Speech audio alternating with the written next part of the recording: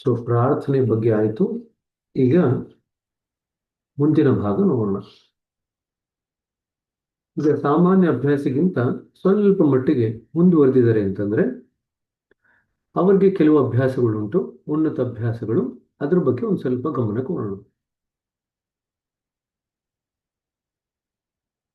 A1 ವಿಭಾಗ 2 ಪ್ರವೀಣರಿಗಾಗಿ ಉನ್ನತ ಅಭ್ಯಾಸಗಳು. A1 ದಯವಿಟ್ಟು ABCD ಬಿಂದುಗಳ ಸ್ಥಾನವನ್ನು ತಿಳಿಸಿ ಮತ್ತು ಪ್ರತಿಯೊಂದು ಬಿಂದುವಿನಲ್ಲೂ ಏನಾಗುತ್ತದೆ ಅಥವಾ ಏನು ನೆಲೆಗೊಳ್ಳುತ್ತದೆ ಎಂದು ತಿಳಿಸಿ. ಇದು ಕೂಡ ಎಕ್ಸಾಮಿನೇಷನ್ ಅಲ್ಲಿ ಬರ್ತಕ್ಕಂಥ ಪ್ರಶ್ನೆನೇ.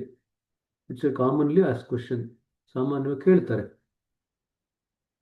ABCD ಬಿಂದುಗಳನ್ನು ಕಂಡುಕೊಳ್ಳಲು ಎದೆಗೂಡಿನ ಕುಹರದ ಮಧ್ಯದ ಬಿಂದುವಿನಿಂದ ಅಂದ್ರೆ ಸ್ಟರ್ನಮ್ ಇಂದ ಆರಂಭಿಸಿ. ಅಂದ್ರೆ ಎದೆ ಮೂಳೆ ಅಂತ ಕರಿತೀವಿ ನಾವು, ಸಾಮಾನ್ಯವಾಗಿ ಅದನ್ನ ಎದೆ ಮೂಳೆ ಅಂತ ಕರಿತೀವಿ.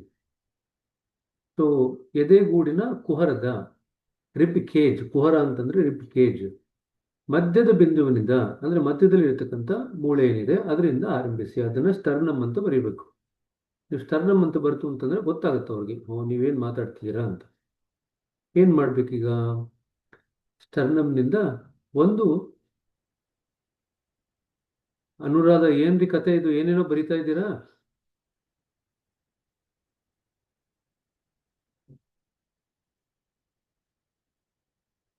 ಸ್ಟರ್ನಮ್ನಿಂದ ಒಂದು ಬೆರಳಿನ ಅಗಲದಷ್ಟು ಕೆಳಗೆ ಚಲಿಸಿ. ಅಂದ್ರೆ ನಿಮ್ಮದೇ ಬೆರಳು. ಇದು ಕೂಡ ಲಾಸ್ಟ್ ಟೈಮ್ ಕನ್ಫ್ಯೂಸ್ ಮಾಡಿಕೊಂಡು ಬೇರೆಯವ್ರ ಬೆರಳು ಅಂತ ಬರೆದಿರ್ತಾರೆ. ಸೊ ನಿಮ್ಮದೇ ಬೆರಳನ್ನು ಬಳಸಿ. ಸ್ಟರ್ನಮ್ನಿಂದ ಒಂದು ಬೆರಳಿನ ಅಗಲದಷ್ಟು ಕೆಳಗೆ ಚಲಿಸಿ, ನಂತರ 4 ಬೆರಳಿನ ಅಗಲದಷ್ಟು ಎಡಕ್ಕೆ ಚಲಿಸಿ. ಇದು ಬಿ ಬಿಂದುವಿನ ಸ್ಥಾನ. ಸೊ 1 and 4, ಸ್ಟರ್ನಮ್ನಿಂದ 1 ಬೆರಳು ಕೆಳಗಡೆ, ನಂತರ 4 ಬೆರಳು ಎಡಕ್ಕೆ. ಇದು ಬಿ ಬಿಂದುವಿನ ಸ್ಥಾನ. ಬಿ ಬಿಂದುವಿನ ಮೇಲೆ 2 ಬೆರಳಿನ ಅಗಲ ಅಳತೆಯಲ್ಲಿ ಎ ಬಿಂದುವಿದೆ. ಬಿ ಬಿಂದುವಿನಿಂದ ಕೆಳಗೆ 2 ಬೆರಳಿನ ಅಗಲ ಅಳತೆಯಲ್ಲಿ ಸಿ ಬಿಂದುವಿದೆ. ಸಿ ಬಿಂದುವಿನಿಂದ ಎಡಕ್ಕೆ 2 ಬೆರಳಿನ ಅಗಲ ಅಳತೆಯಲ್ಲಿ ಡಿ ಬಿಂದು ಇದೆ. ಇದಿಷ್ಟು ಸ್ಪಷ್ಟ ಇದೆ ಅಂತ ಅನ್ಕೊಳ್ತೀನಿ. ಸೊ 1, 4 ಆದ್ಮೇಲೆ ಮೇಲ್ಗಡೆ 2 ಹೋಯ್ತು ಅಂತಂದ್ರೆ ಎ ಬಿಂದು, ಕೆಳಗಡೆ 2, ಬಿ ಇಂದ 2 ಅಗಲ 2 ಬೆರಳಿನ ಅಗಲ ಕೆಳಗಡೆ ಹೋಯ್ತು ಅಂತಂದ್ರೆ ಸಿ ಬಿಂದು, ಮತ್ತೆ ಸಿ ಬಿಂದುವಿನಿಂದ 2 ಬೆರಳಿನ ಅಗಲ ಎಡಕ್ಕೆ ಹೋಯ್ತು ಅಂತಂದ್ರೆ ಡಿ ಬಿಂದು. ಇದಿಷ್ಟು ಎಲ್ರಿಗೂ ಗೊತ್ತಿದೆ ಅಂತ ಅನ್ಕೊಳ್ತೀನಿ. ಇದು ಸಾಮಾನ್ಯವಾಗಿ ಬರತಕ್ಕಂಥ ಪ್ರಶ್ನೆ. ಇದರಲ್ಲೆಲ್ಲ ತಪ್ಪು ಮಾಡಿ ಅಂಕಗಳನ್ನ ಕಳ್ಕೋಬಾರದು, ಸರಿನಾ? ಮುಂದಕ್ಕೆ ನೋಡೋಣ. ಪ್ರತಿಯೊಂದು ಬಿಂದುವಿನಲ್ಲಿ ಏನಾಗುತ್ತದೆ ಎಂದರೆ ಎಲ್ಲ ಬಗೆಯ ಐಹಿಕ ಸಮಸ್ಯೆಗಳು, ಚಿಂತೆಗಳು ಮತ್ತು ವಸ್ತು ವಿಷಯಗಳಿಗೆ ಸಂಬಂಧಿಸಿದ ಸಮಸ್ಯೆಗಳು ಎ ಬಿಂದುವಿನಲ್ಲಿ ನೆಲೆಗೊಳ್ಳುತ್ತದೆ. ಸೊ ಐಹಿಕ ಸಮಸ್ಯೆಗಳು, ಚಿಂತೆಗಳು ಮತ್ತು ವಸ್ತು ವಿಷಯಗಳಿಗೆ ಸಂಬಂಧಪಟ್ಟಂತ ಸಮಸ್ಯೆಗಳು ಎ ಬಿಂದುವಿನಲ್ಲಿ ನೆಲೆಗೊಳ್ಳುತ್ತದೆ. ವಿರುದ್ಧ ಲಿಂಗದ ಎಡೆಗಿನ ವ್ಯಾಮೋಹ, ಆಕರ್ಷಣೆಗಳು ಮತ್ತು ಭಾವನಾತ್ಮಕ ತೃಪ್ತಿಗೆ ಸಂಬಂಧಪಟ್ಟ ವಿಷಯಗಳು ಬಿ ಬಿಂದುವಿನಲ್ಲಿ ನೆಲೆಗೊಳ್ಳುತ್ತದೆ. ವಿರುದ್ಧ ಲಿಂಗದ ಎಡೆಗಿನ ವ್ಯಾಮೋಹ, ಆಕರ್ಷಣೆಗಳು ಮತ್ತು ಭಾವನಾತ್ಮಕ ತೃಪ್ತಿಗೆ ಸಂಬಂಧಪಟ್ಟಂತ ವಿಷಯಗಳು ಬಿ ಬಿಂದುವಿನಲ್ಲಿ ನೆಲೆಗೊಳ್ಳುತ್ತದೆ. ಸಿ ಬಿಂದುವಿನಲ್ಲಿ ತೀವ್ರ ರಾಗ ದ್ವೇಷಗಳ ಪ್ರಭಾವ ಮೊದಲು ಆರಂಭವಾಗುತ್ತದೆ ಮತ್ತು ಇಲ್ಲಿಂದ ಮುಂದೆ ಇತರ ಬಿಂದುಗಳಿಗೆ ಸಾಗುತ್ತದೆ. So strong likes and dislikes. So C ಬಿಂದುವಿನಲ್ಲಿ ತೀವ್ರ ರಾಗ ದ್ವೇಷಗಳ ಪ್ರಭಾವ ಮೊದಲು ಆರಂಭವಾಗುತ್ತದೆ ಮತ್ತು ಇಲ್ಲಿಂದ ಮುಂದೆ ಇತರ ಬಿಂದುಗಳಿಗೆ ಸಾಗುತ್ತದೆ. ಅದಕ್ಕೆ ಸಿ ಬಿಂದುವಿನ ಗೇಟ್ ವೇ ಆಫ್ ಸಂಸ್ಕಾರ ಫಾರ್ಮೇಷನ್, ಸಂಸ್ಕಾರ ಆಗೋದರ ಮುಖ್ಯ ದ್ವಾರ ಅಂತ ಕರಿತೀವಿ, ಗೇಟ್ ವೇ ಅಂತ ಕರಿತೀವಿ. ಮುಖ್ಯ ದ್ವಾರ ಸಿ ಬಿಂದು, ಅಲ್ಲಿಂದನೇ ಸಂಸ್ಕಾರ ಶುರು ಆಗ್ಲಿಕ್ಕೆ ಸಾಧ್ಯವಾಗುತ್ತೆ. ಪಾಪ ಪ್ರಜ್ಞೆ ಎಲ್ಲಕ್ಕಿಂತ ಸ್ಥೂಲವಾಗಿದ್ದರಿಂದ ಡಿ ಬಿಂದುವಿನಲ್ಲಿ ನೆಲೆಗೊಳ್ಳುತ್ತದೆ. ಸೊ ಡಿ ಬಿಂದುವಿನಲ್ಲಿ ಪಾಪ ಪ್ರಜ್ಞೆ ಸಂಬಂಧಪಟ್ಟಂತ ಸಂಸ್ಕಾರಗಳು ನೆಲೆಗೊಳ್ಳುತ್ತದೆ. ಸಿ ಬಿಂದುವಿನಲ್ಲಿ ತೀವ್ರ ರಾಗ ದ್ವೇಷಗಳ ಪ್ರಭಾವ ಮೊದಲು ಆರಂಭವಾಗುತ್ತದೆ, ನಂತರ ಇತರ ಬಿಂದುಗಳಿಗೆ ಚಲಿಸುತ್ತದೆ. ಬಿ ಬಿಂದುವಿನಲ್ಲಿ ವಿರುದ್ಧ ಲಿಂಗದೆಡೆಗಿನ ವ್ಯಾಮೋಹ ಮತ್ತು ಆಕರ್ಷಣೆ ಮತ್ತು ಭಾವನಾತ್ಮಕ ತೃಪ್ತಿಗೆ ಸಂಬಂಧಪಟ್ಟಂತ ವಿಷಯಗಳು ಪಿ ಬಿಂದುವಿನಲ್ಲಿ ನೆಲೆಗೊಳ್ಳುತ್ತದೆ.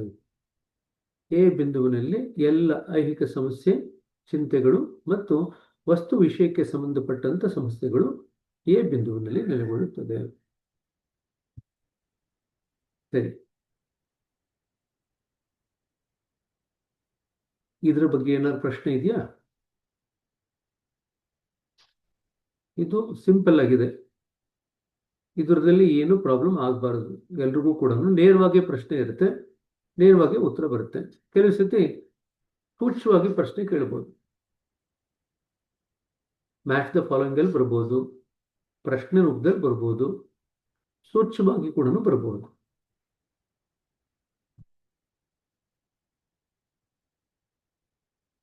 ನಿಮಗೆ ಕಾರ್ ಕೊಂಡ್ಕೊಳ್ಬೇಕು ಅಂತ ತುಂಬಾ ತೀವ್ರವಾದಂತ ಆಸೆ ಇರುತ್ತೆ.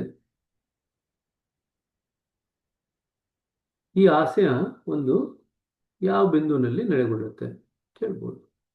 ಸೂಕ್ಷ್ಮವಾಗಿ ಕೇಳ್ತಾ ಇದ್ದಾರೆ. ಸೊ ಎಲ್ಲಿ ತೀವ್ರ ರಾಗದ್ವೇಷ ಇರುತ್ತೋ, ಎಲ್ಲಿ ತೀವ್ರ ಆಸೆ ಇರುತ್ತೋ ಅಥವಾ ನಿರಾಸೆ ಇರುತ್ತೋ ಅವೆಲ್ಲ ಕೂಡ ಸಿ ಬಿಂದುವಿನೇ. ರಾಗದ್ವೇಷ ಸಂಸಾರದಲ್ಲಿ ಸಾಕಷ್ಟು ಮಟ್ಟಿಗೆ ಸಮಸ್ಯೆಗಳನ್ನು ಎದುರಿಸ್ತಾ ಇದ್ದೀರಾ, ಅದು ನಿಮ್ಮ ಮನಸ್ಸನ್ನ ಆವರಿಸಿದೆ. ಇದು ಯಾವ ಬಿಂದುವಿನಲ್ಲಿ ನೆಲೆಗೊಳ್ಳುತ್ತೆ ಅಂತಂದ್ರೆ ಎ ಬಿಂದುವಿನಲ್ಲಿ ನೆಲೆಗೊಳ್ಳುತ್ತೆ.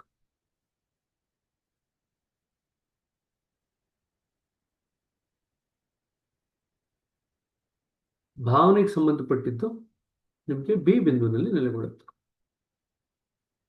ಅದು ಇಂಪಾರ್ಟೆಂಟು. ವಿರುದ್ಧ ಲಿಂಗದೆಡೆಗಿನ ಆಕರ್ಷಣೆ ಮತ್ತು ವ್ಯಾಮೋಹ, ಅದು ಬಿ ಬಿಂದು. ಸರಿ, ಸೊ ನೀವೇನೋ ಮಾಡಬೇಕಿತ್ತು, ಮಾಡಲಿಲ್ಲ, ಪಾಪ ಪ್ರಜ್ಞೆ ನಿಮ್ಮನ್ನು ಕಾಡ್ತಾ ಇದೆ. ಅದು ಯಾವ ಬಿಂದುಗೆ ಹೋಗುತ್ತೆ ಅಂತಂದ್ರೆ ಡಿ ಬಿಂದು. ಸೊ ಕಡೆ ಸರ್ತಿ ಎಕ್ಸಾಮ್ನಲ್ಲಿ ಈ ರೀತಿಯಾಗಿ ಸೂಕ್ಷ್ಮವಾಗಿ ಕೇಳಿದ್ದು ಯಾವ ಬಿಂದುಗೆ ಹೋಗುತ್ತೆ ಅಂತ. ಸೊ ಇದು ಈ ರೀತಿ ಕೂಡ ಬರಲಿಕ್ಕೆ ಸಾಧ್ಯ ಉಂಟು. ಪ್ರಶ್ನೆ ನೇರವಾಗಿ ಬಂತು ಅಂತಂದ್ರೆ ಇದರಲ್ಲಿ ಯಾರು ಅಂಕಗಳನ್ನ ಕಳ್ಕೊಳ್ಳುವಂತ ಅವಕಾಶ ಇರಬಾರದು. ಒಂದೇನಪ್ಪ ಅಂತಂದ್ರೆ ಬೇರೆಯವ್ರ ಬೆರಳು ಅಂತ ಕೂಡ ಬರೆದಿದ್ರು. ಸೊ ನಿಮ್ಮದೇ ಆದಂಥ ಬೆರಳಿನಲ್ಲಿ ನೀವು ಅಳತೆಯನ್ನು ಮಾಡ್ತೀರಾ. ಇದು ಕೂಡ ಮನಸ್ಸಿಗೆ ಸ್ಪಷ್ಟವಾಗಿರ್ಬೇಕು. ಸರಿನಾ? ಇದರಲ್ಲಿ ಏನ್ ಜಾಸ್ತಿ ಪ್ರಶ್ನೆ ಇರ್ಲಿಕ್ಕಿಲ್ಲ ಅಂತ ಅನ್ಕೊಳ್ತೀನಿ. ಮುಂದಕ್ಕೆ ಹೋಗೋಣ. ಈಗ ಎ ಬಿಂದುವಿನ ಧ್ಯಾನ ಮತ್ತು ಬಿ ಬಿಂದುವಿನ ಶುದ್ಧೀಕರಣ ವಿಧಾನಗಳನ್ನು ವಿವರಿಸಿ.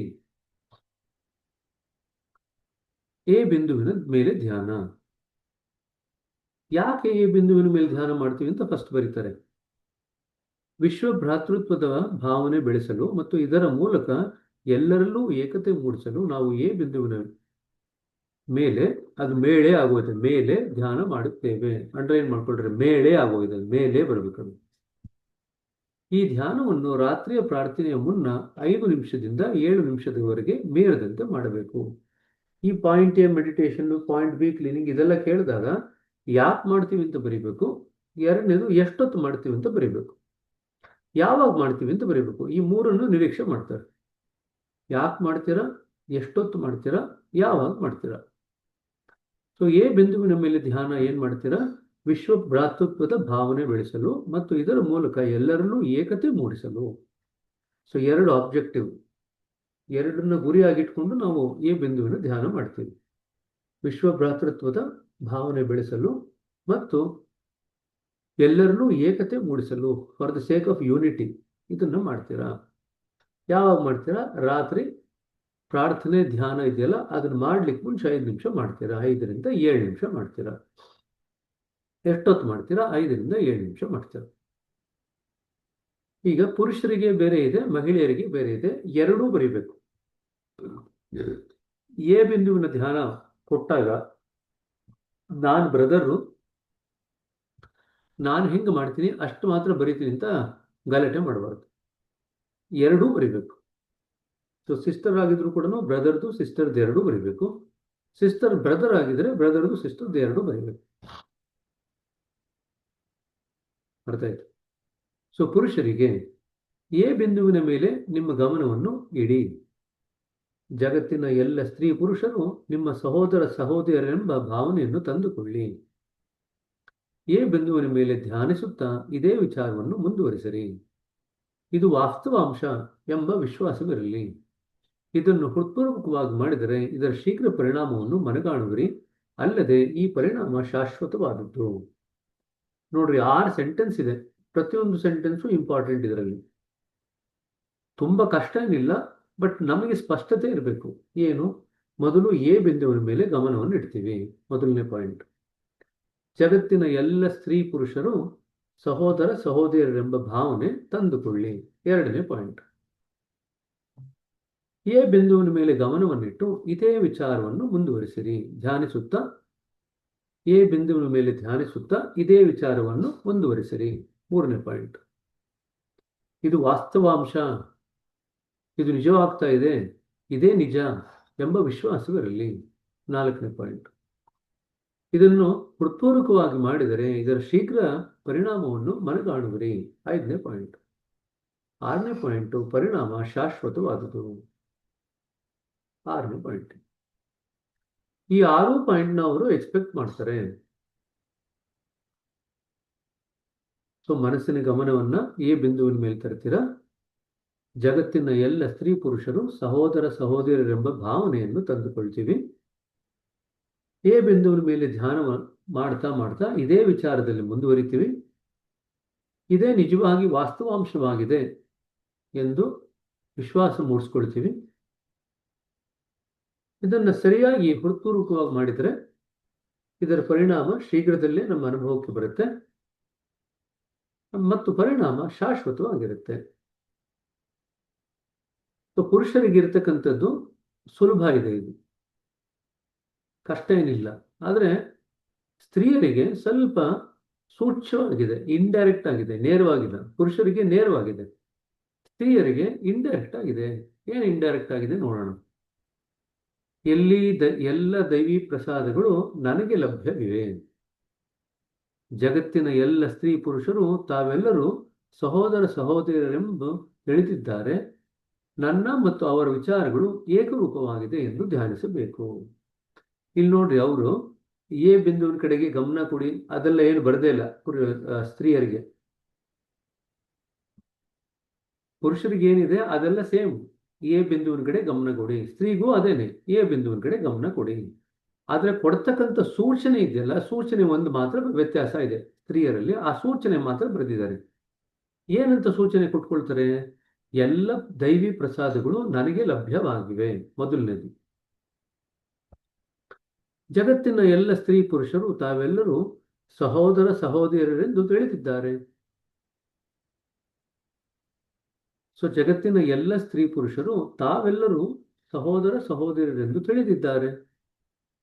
ಅವರೆಲ್ಲ ತಿಳ್ಕೊಂಡಿದ್ದಾರೆ ನನ್ನ ವಿಚಾರ ಅವರ ವಿಚಾರಗಳ ಜೊತೆಗೆ ಏಕರೂಪವಾಗಿದೆ ಎಂದು ಎ ಬಿಂದುವಿನ ಮೇಲೆ ಧ್ಯಾನ ಮಾಡಬೇಕು. So 3 step. ಮನಸ್ಸಿನ ಗಮನವನ್ನು ಎ ಬಿಂದು ಕಡೆಗೆ ತಗೊಂಡ್ಬರ್ತೀರಾ. ಏನಂತ ಸೂಚನೆ ಕೊಟ್ಕೊಳ್ತೀರಾ? ಎಲ್ಲ ದೈವಿ ಪ್ರಸಾದಗಳು ನನಗೆ ಲಭ್ಯವಾಗಿದೆ. All the divine gifts are available to me. ಜಗತ್ತಿನ ಎಲ್ಲ ಸ್ತ್ರೀ ಪುರುಷರು ತಾವೆಲ್ಲರೂ ಸಹೋದರ ಸಹೋದರಿಯರೆಂದು ತಿಳಿದಿದ್ದಾರೆ. All the males and females in this world, men and women of this world are already thinking that they are all brothers and sisters. ನನ್ನ ಮತ್ತು ಅವರ ವಿಚಾರಗಳು, my thoughts are one with theirs. So meditate on that particular state. ನನ್ನ ಮತ್ತು ಅವರ ವಿಚಾರಗಳು ಏಕರೂಪವಾಗಿದೆ ಎಂದು A ಬಿಂದುವಿನ ಮೇಲೆ ಧ್ಯಾನಿಸಬೇಕು. ಸರಿ, ಇಲ್ಲಿಗೆ ನಿಲ್ಲಿಸ್ತೀನಿ. ಏನಾದ್ರು ಪ್ರಶ್ನೆ ಇದ್ರೆ ಕೇಳಿದೆ.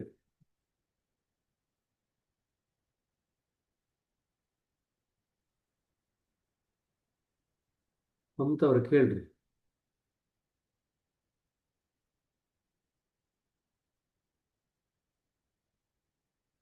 ಬ್ರದರ್ ನಮಸ್ತೆ. ಇದು ಎಲ್ಲಾ ಬಗೆಯ ಐಹಿಕ ಸಮಸ್ಯೆಗಳು, ಚಿಂತೆಗಳು ಅಂತ 4 ಪಾಯಿಂಟ್ ಇದಾವಲ್ಲ, ಅದು ಒಂದೊಂದನ್ನು ಹೆಂಗೆ ನಾವು ಕ್ಲೀನ್ ಮಾಡ್ಕೊಳೋದು ಅಂತ ಒಂಚೂರು ಎಕ್ಸ್ಪ್ಲೈನ್ ಮಾಡಿ ಬ್ರದರ್. ಹೀಗೆ ಕ್ಲೀನಿಂಗ್ ಎಲ್ಲಿ ಮಾಡ್ಕೊಳ್ಳಿಕ್ ಬಗ್ಗೆ ಮಾತಾಡ್ತಿದೀವಿ ನಾವು. ಯಾಕೆ ಟಾಪಿಕ್ ಬಿಟ್ಟು ಹೋಗ್ತಾ ಇದ್ದೀರಾ? ಕ್ಲೀನಿಂಗ್ ಅಂತಲ್ಲ, ಅದನ್ನ ನಾವು ಈಗ ಪಾಪ ಪ್ರಜ್ಞೆ ಇರುತ್ತೆ ಎಲ್ಲಕ್ಕಿಂತ ಸ್ಥೂಲವಾದ್ದು. ಅದನ್ನ ಪ್ರಶ್ನೆ ನಾವು ಯಾವ ನೀವು ರೀತಿ ಒಂದ್ ನಿಮಿಷ, ನೀವು ಪ್ರಶ್ನೆ ಯಾಕೆ ಟಾಪಿಕ್ ಇಂದ ಡಿಬೇಟ್ ಮಾಡ್ತಿದ್ದೀರಾ ಅಂತ ನಾನು ಕೇಳ್ತಾ ಇದ್ದೀನಿ. ಈಗ ನಾವು ಇವತ್ತೇನಾದ್ರು ಶುದ್ಧೀಕರಣದ ಬಗ್ಗೆ ಎಲ್ಲಾನು ಮಾತಾಡಿದ್ವಿ ಇವತ್ತು? ಇಲ್ಲ. ಇಲ್ಲ. ಮತ್ತೆ ಯಾಕೆ ಟಾಪಿಕ್ ಡಿಬೇಟ್ ಆಗ್ತಿದ್ದೀರಾ? ಯಾವ ಟಾಪಿಕ್ ನಾವು ಏನ್ ಡಿಸ್ಕಸ್ ಮಾಡ್ತೀವೋ ಅದ್ರ ಕಡೆ ಪರಿಪೂರ್ಣವಾಗಿ ಮನಸ್ಸಿನ ಗಮನ ಇತ್ತು ಅಂತಂದ್ರೆ ನಿಮಗೆ ಎಕ್ಸಾಮಿನೇಷನ್ಗೆ ಚೆನ್ನಾಗಿ ತಯಾರಾಗ್ತೀರಾ. ಎಲ್ಲೆಲ್ಲೋ ಓಡೋಗುತ್ತಲ್ಲ ನಿಮ್ಮ ಮನಸ್ಸು.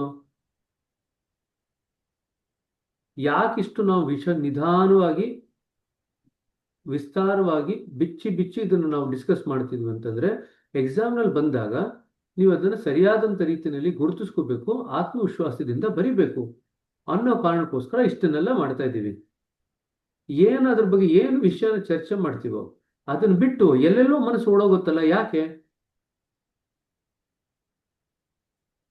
ಸುಮ್ಮನೆ ಅಲ್ಲ, ಏನೇನೋ ಪ್ರಶ್ನೆಗಳು ಕೇಳಬೇಕು ಅಂತ ಅನ್ಸುತ್ತೆ. ಪ್ರತಿ ಸತಿನೂ ಕೈ ಎತ್ತುವಂತ ಅವಶ್ಯಕತೆ ಇಲ್ಲ. ಯಾವ ವಿಚಾರವಾಗಿ ನಾವು ಚರ್ಚೆ ಮಾಡಿದೀವಿ ಅದರಲ್ಲೇ ಏನಾದ್ರು ಗೊಂದಲ ಇದ್ರೆ ಕೇಳಬೇಕು. ಇಷ್ಟ ಬಂದಿದ್ದ ಪ್ರಶ್ನೆ ಕೇಳ್ತೀರ, ಏನು ವಿಚಾರ ಚರ್ಚೆ ಮಾಡುತ್ತೀವಿ ಅದನ್ನು ತಿಳ್ಕೊಳ್ಳಲ್ಲ. ಕನ್ನಡದವ್ರದ್ದು ಇದೇ ಪ್ರಾಬ್ಲಮ್. ಪ್ರಸಿದ್ಧಿ ಕನ್ನಡದಲ್ಲಿ 20% ಪಾಸ್ ಆಗಲ್ಲ. ಯಾಕೆ 20% ಪಾಸ್ ಆಗಲ್ಲ ಅಂತಂದ್ರೆ ಇದೇ ತರನೇ ಮನಸ್ಸಿನ ಎಲ್ಲಾ ಕಡೆ ಹರಿಬಿಡ್ತಾರೆ. ಸೊ ಆ ವಿಚಾರ ಇವಾಗ ಚರ್ಚೆಗೆ ಬೇಡ. ಆ ವಿಚಾರ ಯಾವಾಗ ಚರ್ಚೆಗೆ ಬರುತ್ತೋ ಆವಾಗ ನಾವು ಚರ್ಚೆ ಮಾಡೋಣ ಅಂತದನ್ನು. ಅರ್ಥ ಆಯ್ತಾ? ಒಂದು ನಿಮಿಷ.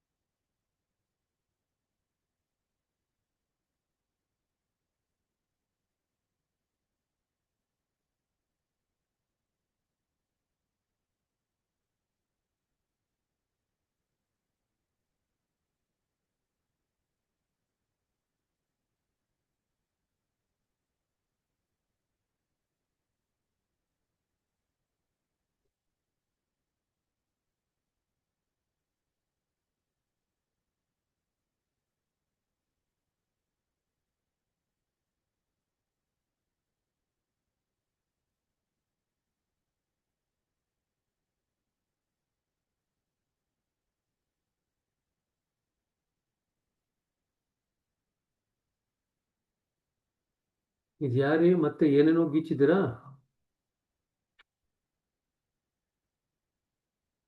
ಸರಿ, ಬ್ರದರ್, ನಂದೇ ಮಿಸ್ಟೇಕ್ ಆಗಿದೆ ಬ್ರದರ್. ಅದು ಆಯ್ತು ಟಚ್ ಆಗ್ಬಿಟ್ಟು ಆ ಥರ ಆಗಿದೆ. ಆಯ್ತು.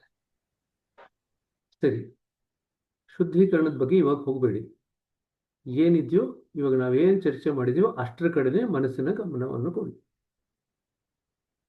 ಇವತ್ತು ಇದುವರೆಗೂ ಕೂಡ ABCD ಪಾಯಿಂಟನ್ನು ಗುರುತಿಸೋದು ಹೇಗೆ, ಆ ABCD ಪಾಯಿಂಟ್ಗಳಲ್ಲಿ ಏನೇನು ನೆಲೆಗೊಳ್ಳುತ್ತದೆ ಅದನ್ನು ಮೊದಲು ಚರ್ಚೆ ಮಾಡಿದ್ವಿ.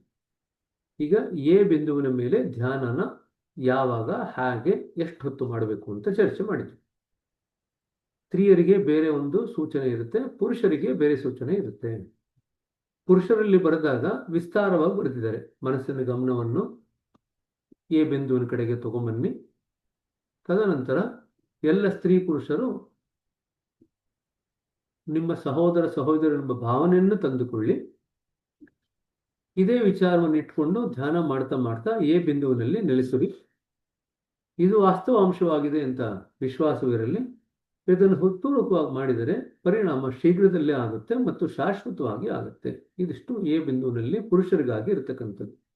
ನೇರವಾಗಿ ಜಗತ್ತಿನ ಎಲ್ಲ ಸ್ತ್ರೀ ಪುರುಷರು ನನ್ನ ಸಹೋದರ ಸಹೋದರರೆಂಬ ಭಾವನೆಯನ್ನು ತಂದುಕೊಳ್ಳಿ. ಮಹಿಳೆಯರಿಗೆ ಉಳಿದಿದ್ದೆಲ್ಲ ಸೇಮ್ ಇರುತ್ತೆ. ಆ ಜಗತ್ತಿನ ಎಲ್ಲ ಸ್ತ್ರೀ ಪುರುಷರು ನಿಮ್ಮ ಸಹೋದರ ಸಹೋದರರೆಂಬ ಭಾವನೆ ತಂದುಕೊಳ್ಳಿ ಅಂತಿದೆಯಲ್ಲ, ಅದರ ಬದಲಿಗೆ ಮಹಿಳೆಯರಲ್ಲಿ ಈ 3 ವಿಚಾರ ಇರುತ್ತೆ. ಏನು? ಎಲ್ಲ ದೈವಿ ಪ್ರಸಾದಗಳು ನನಗೆ ಲಭ್ಯವಾಗಿವೆ. ಜಗತ್ತಿನ ಎಲ್ಲ ಸ್ತ್ರೀ ಪುರುಷರು ತಾವೆಲ್ಲರೂ ಈಗಾಗಲೇ ಸಹೋದರ ಸಹೋದರಿಯರೆಂದು ತಿಳಿದಿದ್ದಾರೆ. ನನ್ನ ಮತ್ತು ಅವರ ವಿಚಾರಗಳು ಏಕರೂಪವಾಗಿದೆ ಎಂದು ಎ ಬಿಂದುವಿನ ಮೇಲೆ ಧ್ಯಾನಿಸಬೇಕು. ಸರಿನಾ? ಸರಿ, ಇದರಲ್ಲಿ ಏನಾದ್ರು ಪ್ರಶ್ನೆ ಇದ್ರೆ ಕೇಳ್ರಿ. ಎಲ್ಲೆಲ್ಲೂ ಹೋಗ್ಬೇಡ್ರಿ, ಮನಸ್ಸನ್ನ ಇದರ ಮೇಲೆ ನೆಲೆಗೊಳಿಸಿ. ಸರಿನಾ? ಯಾವುದು ಪ್ರಶ್ನೆ ಇಲ್ಲ ಅಂತಂದ್ರೆ ಮುಂದಕ್ಕೆ ಹೋಗೋಣಂತ. ಈಗ ಬಿ ಬಿಂದುವಿನ ಮೇಲೆ ಶುದ್ಧೀಕರಣ. ಏನ್ರಿ ಪುಷ್ಪ? ಬ್ರದರ್, ಅದು ಎ ಬಿಂದುವಿನಲ್ಲಿ ನೆಲೆಗೊಳ್ಳೋದ್ರ ಬಗ್ಗೆ ಹೇಳಿದ್ರಲ್ಲ, ಐಕ್ಯ ಸಮಸ್ಯೆ ಚಿಂತೆಗಳು ಅಂತ. ಅದನ್ನ ಸ್ವಲ್ಪ ಯಾವ್ದ್ಯಾವ್ದು ಐಹಿಕ ಸಮಸ್ಯೆಗಳು ಬರ್ಬೋದು ಅಂತಂದ್ರೆ ಟ್ವಿಸ್ಟ್ ಮಾಡಿ ಜಗತ್ತಲ್ಲಿ ಕೇಳಿದ್ರೆ ಐಹಿಕ ಯಾವ ಸಮಸ್ಯೆಗಳು ಬರ್ಬೋದು ಅಂತ ಎಲ್ಲ ಮನುಷ್ಯರಿಗೂ ಗೊತ್ತಿರುತ್ತೆ. ಅದನ್ನೇ ವಿವರಣೆ ಕೊಡುವಂತ ಅಗತ್ಯ ಇಲ್ಲ, ನೀವೇ ಕೂತ್ಕೊಂಡು ಯೋಚನೆ ಮಾಡಿ. ಸರಿನಾ? ಬಿ ಬಿಂದುವಿನ ಮೇಲೆ ಶುದ್ಧೀಕರಣ. ಈ ಶುದ್ಧೀಕರಣವನ್ನು ಬೆಳಗಿನ ಧ್ಯಾನಕ್ಕೆ ಮುನ್ನ 5 ರಿಂದ 7 ನಿಮಿಷಗಳವರೆಗೆ ಮಾತ್ರ ಮಾಡಬೇಕು. ಮತ್ತೆ ನೋಡ್ರಿ, ಅದು 5 ರಿಂದ 7 ನಿಮಿಷ ಅಂತ ಹೇಳಿದ್ರು ಎ ಬಿಂದುದು ಧ್ಯಾನ. ಬಿ ಬಿಂದುವಿನ ಶುದ್ಧೀಕರಣ ಕೂಡ 5 ರಿಂದ 7 ನಿಮಿಷ. 10 ನಿಮಿಷ ಮೀರಬಾರ್ದು. ಬಿ ಬಿಂದುವಿನ ಶುದ್ಧೀಕರಣ ಜ್ಞಾಪಕ ಇಟ್ಕೊಳ್ರಿ, 5 ರಿಂದ 7 ನಿಮಿಷಗಳಷ್ಟೇ, 10 ನಿಮಿಷನ ಮೀರಬಾರ್ದು. ಬಿ ಬಿಂದುವಿನ ಮೇಲೆ ಗಮನವಿರಿಸಿ. ಏನಂತ ಕೊಡ್ತೀರ ಸೂಚನೆ? ಈಗ ಗಮನ ಬಿ ಬಿಂದುವಿನ ಮೇಲೆ ಇಟ್ಟ ಮೇಲೆ ಎಲ್ಲ ಮಲಿನತೆಗಳು ಮತ್ತು ಸ್ಥೂಲತೆಗಳು ಬಿ ಬಿಂದುವಿನಿಂದ ಶರೀರದ ಮುಂಭಾಗದಿಂದ ಹೊರ ಹೋಗುತ್ತಿದೆ ಎಂದು ಕಲ್ಪಿಸಿಕೊಳ್ಳಿರಿ. ನೋಡ್ರಿ, ಮಲಿನತೆಗಳು ಮತ್ತು ಸ್ಥೂಲತೆಗಳು ಈ ಎರಡು ಪದಗಳನ್ನ ಜ್ಞಾಪಕ ಇಟ್ಕೋಬೇಕು. Complexities and impurities and heaviness. Complexities and impurities ಅಂತ ಹೇಳಲ್ಲ ಬಿ ಬಿಂದುವಿನಲ್ಲಿ, ಇಂಪ್ಯೂರಿಟೀಸ್ ಅಂಡ್ ಹೆವಿನೆಸ್. ಸೊ ಮಲಿನತೆಗಳು ಮತ್ತು ಸ್ಥೂಲತೆಗಳು ಬಿ ಬಿಂದುವಿನಿಂದ ಏನಾಗತ್ತೆ? ಶರೀರದ ಮುಂಭಾಗದಿಂದ ಹೊರ ಹೋಗ್ತಾ ಇದೆ ಅಂತ ಕಲ್ಪನೆ ಮಾಡ್ಕೋಬೇಕು. ಇದರ ಜೊತೆಯಲ್ಲೇನೆ ಇದೇ ವೇಳೆಯಲ್ಲಿ ಹಿಂದಿನಿಂದ ಆತ್ಮದ ಪ್ರಭೆಯು ಮೂಡುತ್ತಿದೆ ಎಂಬ ವಿಚಾರವಿರಲಿ. ಈ ಎರಡೂ ಪಾಯಿಂಟ್ನ ಅವರು ನಿರೀಕ್ಷೆ ಮಾಡ್ತಾರೆ. ಮೊದಲನೇ ಪಾಯಿಂಟಲ್ಲಿ ಏನು ಹೇಳ್ತಾರೆ? ಎಲ್ಲ ಮಲಿನತೆಗಳು ಮತ್ತು ಸ್ಥೂಲತೆಗಳು. ಸಾಮಾನ್ಯವಾಗಿ ನಾವೇನ್ ಮಾಡ್ತೀವಿ, ಸಾಯಂಕಾಲ ಕ್ಲೀನಿಂಗ್ ಮಾಡ್ಕೋಬೇಕಾದ್ರೆ ಕಾಂಪ್ಲೆಕ್ಸಿಟೀಸ್ ಅಂಡ್ ಇಂಪ್ಯೂರಿಟೀಸ್ ಅಂತ ಹೇಳ್ಕೊಳ್ತೀವಲ್ಲ, ಅದನ್ನೇ ಇಲ್ಲೂ ಬರೆದು ಬಿಡ್ತೀವಿ. ಆದ್ರೆ ಸ್ವಲ್ಪ ವ್ಯತ್ಯಾಸ ಇದೆ. ಇಲ್ಲಿ ಇಂಪ್ಯೂರಿಟೀಸ್ ಅಂಡ್ ಹೆವಿನೆಸ್, ಮಲಿನತೆಗಳು ಮತ್ತು ಸ್ಥೂಲತೆಗಳು ಬಿ ಬಿಂದುವಿನಿಂದ ಶರೀರದ ಮುಂಭಾಗದಿಂದ ಹೊರ ಹೋಗುತ್ತಿದೆ ಎಂದು ಕಲ್ಪಿಸಿಕೊಳ್ಳಿರಿ. ನಾವು ಸಾಯಂಕಾಲ ಶುದ್ಧೀಕರಣ ಮಾಡಿಕೊಂಡಾಗ ಬೆನ್ನಿನಿಂದ ಹೊರಗಡೆ ಹೋಗ್ತಾ ಇದೆ, ಹಿಂಭಾಗಕ್ಕೆ ಹೋಗ್ತಾ ಇದೆ ಅಂತ ಅನ್ಕೊಳ್ತೀವಿ. ಬಿ ಬಿಂದುವಿನಲ್ಲಿ ನಾವು ಶುದ್ಧೀಕರಣ ಮಾಡ್ಕೋಬೇಕಾದ್ರೆ ದೇಹದ ಮುಂಭಾಗದಿಂದ ಹೊರ ಹೋಗ್ತಾ ಇದೆ ಅಂತ ಅನ್ಕೊಂಡು ಕಲ್ಪನೆ ಮಾಡ್ಕೊಳ್ತೀವಿ.